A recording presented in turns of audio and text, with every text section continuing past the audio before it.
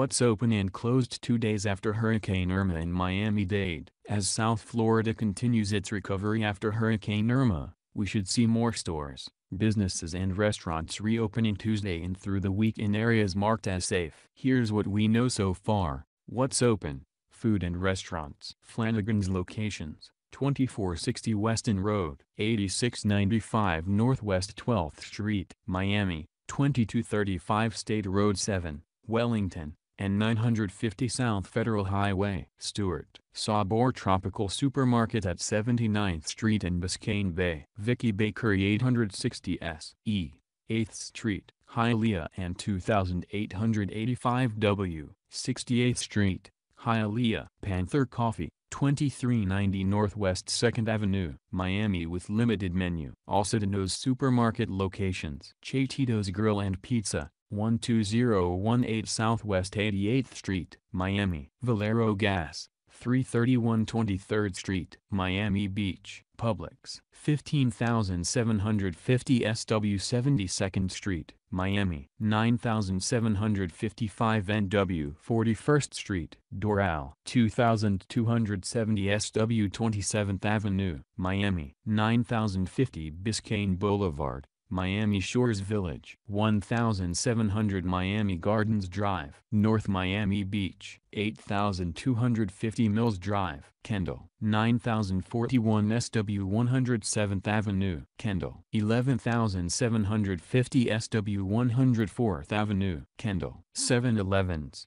4998 West Atlantic Boulevard, Margate. 11650 W. Sample Drive, Coral Springs. 10380 Royal Palm Drive, Coral Springs. 7901 W. Commercial Boulevard, Tamarack. 4525 Wiles Road, Coconut Creek. 8395 W. Atlantic Boulevard, Pompano Beach. 3100 W 9th Avenue, Fort Lauderdale. 7801 W. Sample Road, Coral Springs. 3101 W. Commercial Boulevard, Tamarack. 1480 SW 26th Avenue, Pompano Beach. 1440 W. Cubhens Road, Pompano Beach. 290 W. Cubhens Road, Pompano Beach. 5200 N. Federal Highway, Pompano Beach. Milam's Markets 2969 McDonald Street, Miami will open at noon. Walgreens, 1515 E. Sunrise Boulevard, Fort Lauderdale. 1400 and W 12th Avenue, Miami. 15911 Pines Boulevard, Pembroke Pines. Walmart, 5571 W. Hillsborough Boulevard, Coconut Creek. 13550 W. Sunrise Boulevard, Sunrise. 4700 S. Flamingo Road, Cooper City. 8550 Sterling Road,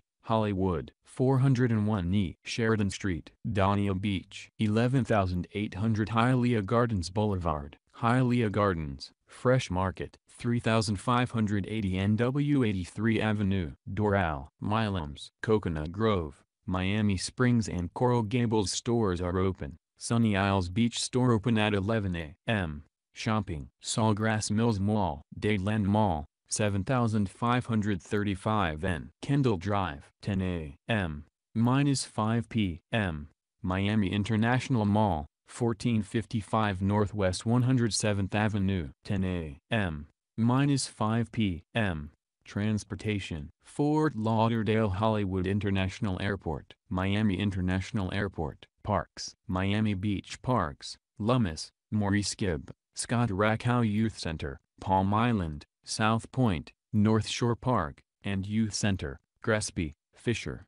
What's closed? Food and restaurants. Many Publix locations. Many Winn-Dixie locations. Many Walmart locations. Many CVS locations. Many Walgreens locations. Many Whole Foods locations. Transportation. Broward County bus and paratransit services are closed until further notice. Tri-rail trains and shuttle buses are closed until further notice. Schools. University of Miami will resume classes on Coral Gables and Marine campuses on Monday, September 18, Florida International University is closed until further notice. Miami-Dade College is closed until further notice. Broward College campuses are closed and classes are canceled until further notice. Miami-Dade and Broward public schools are closed until further notice. Read full story here. Shopping. Westfield Broward remains closed until further notice. Aventura Mall remains closed until further notice. Westland Mall remains closed until further notice. Florida struggles with top job in Irma's wake, restoring power to millions. Miami.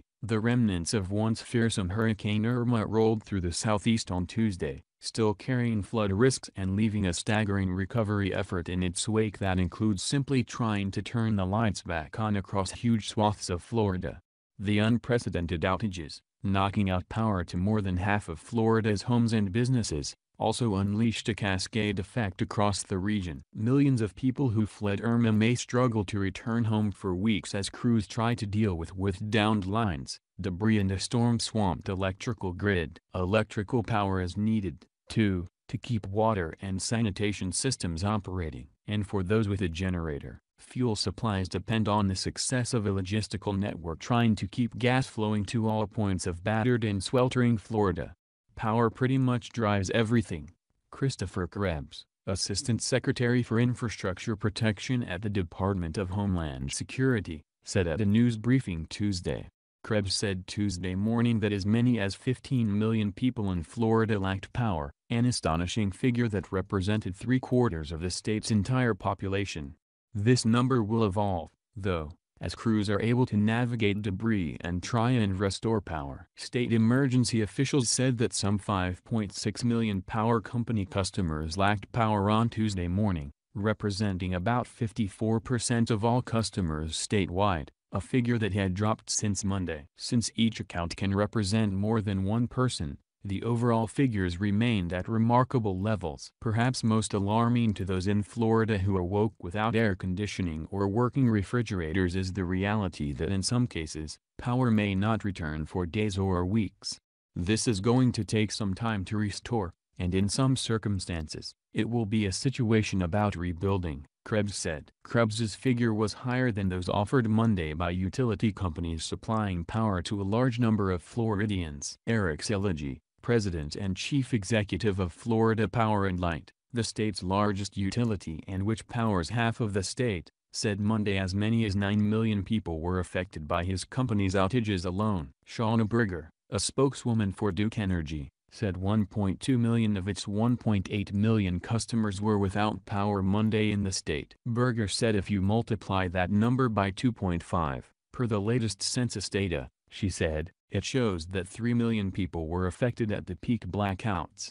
We've never had that many outages, Seligy said. I don't think any utility in the country has. Gov. Rick Scott, R., warned the many residents still stuck in the dark that it's going to take us a long time to get the power back up. Florida was not alone. Blackouts hit wide areas in Georgia and South Carolina, with more blows possible as the remains of Irma continues moving north. Georgia power officials said Tuesday that about 800,000 people in the state lacked power. Some air service was scheduled to resume to Miami and other Florida airports, but hundreds of flights remained canceled in Atlanta, a key hub in the country's air travel system. The National Hurricane Center said Irma, now classified as a post-tropical cyclone, was expected to weaken throughout the day Tuesday as it moves through the southeast United States en route to the Tennessee Valley, in a sign of how the storm had lost steam as it moved inland. The Hurricane Center said its advisory Tuesday morning was the final dispatch it would release on Irma. Still, Irma was not entirely done. The Hurricane Center said its rain bands would cause localized intense rainfall that could lead to flash flooding, even as the storm's rainfall left behind flooding in Florida and potentially Georgia and Alabama. In Jacksonville, the city tucked along Florida's northeast coast that had seen historic flooding as the St. Johns River swelled, the sheriff's office said Tuesday that mandatory evacuation orders had been lifted. Rescuers had used boats, water scooters and even surfboards to get to residents surprised by the rising waters, said Kimberly Morgan, a spokeswoman for the Clay County Emergency Center. You have to get creative in a situation like this, she said. The sheriff's office said 356 people had been rescued from the flooding, and added an admonishing note on Twitter, saying it hoped those people will take evacuation orders more seriously in the future. Remarkably, the storm could have been much worse. That was the grateful mantra on the lips of many who surveyed the damage in the mainland United States. Though there was significant property damage in the Florida Keys and in some parts of southwest Florida, officials said they were investigating just a small number of fatalities that came as the storm made landfall. It was unclear how many were directly related to the storm. Damage to water supplies in the Keys remained a top concern. However, a Defense Department statement said an estimated 10,000 people who rode out the hurricane in the Keys could still face evacuation. But there were no immediate plans underway to move people from the island chain. Authorities in Monroe County, which includes the Florida Keys, said they would begin allowing residents and business owners to return to some parts of the archipelago on Tuesday morning, including Key Largo, Tavernier, and Isla Morada. In a message posted online, Monroe County officials said people heading back to the Keys should remember that most areas are still without power and water, cell phone reception is questionable and most gas stations remain shut. Marilyn Miller awoke in St. Petersburg at 1:30 a.m. Monday to a pitch-black house. A native Floridian, Miller was expecting the outages and has even gotten used to them after enduring years of tropical storms. What she didn't expect, she said, was the possibility that the blackout could last for days. As neighbor after neighbor on her block tried to call Duke Energy for help, they heard that just 80 homes in their neighborhood had lost power, out of more than 100,000 across Pinellas County. It became clear, Miller said, that her neighborhood would not be the priority. So she started making readjustments to a time before technology. I need my cell phone. It wakes me up in the morning for work. I need my air conditioner at nighttime, she said. Can't cook, can't see, can't do anything. Driving in many cities remained extremely hazardous, an exercise in vigilance due to downed trees and the ubiquitous palm fronds that lurked in wait like alligators on the street. In Miami, some residents expressed frustration about the evacuations, which in many cases ultimately weren't necessary. Everyone got stirred up, and they were told to leave, said Sarah Edelman, 29, a biologist walking along 104th Street with her mother, Phyllis Edelman, 60, an officer worker. And now there's no one to clean the trees up. Dan Zumpano, 44, who lives nearby, said he believes authorities began evacuations way too early in an abundance of caution,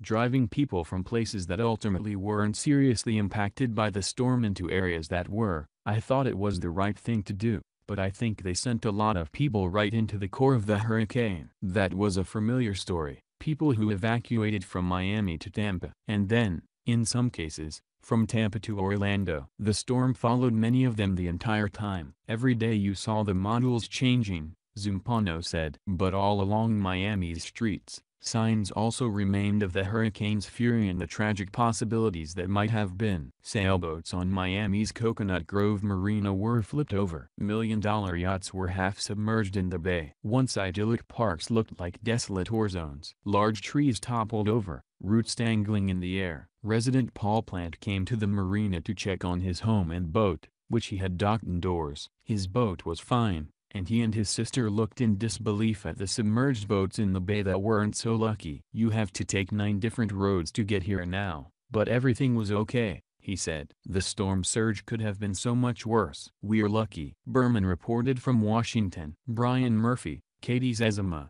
William Wan, Angela Fritz and Sandhya Solmashikar in Washington, Daryl Fears in Orlando, Perry Stein in Miami, Patricia Sullivan in Estero, Florida, Lori Roja in Gainesville, Dustin Waters in Charleston, S.C., and Scott Unger in Key West, Florida, contributed to this report.